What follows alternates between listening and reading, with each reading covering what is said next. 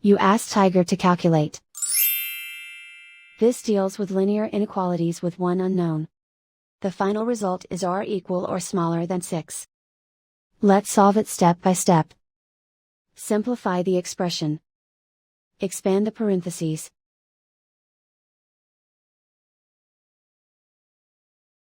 Group all constants on the right side of the inequality. Subtract 7 from both sides.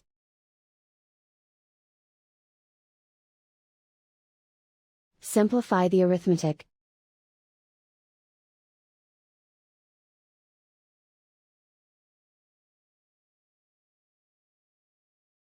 Convert the r into a positive number. Multiply both sides by -1.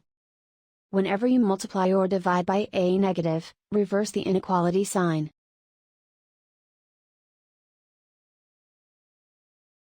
Remove the ones.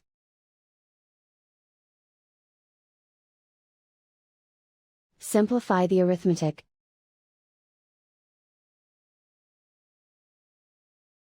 Plot the solution on a coordinate grid. And so the final result is r equal or smaller than 6.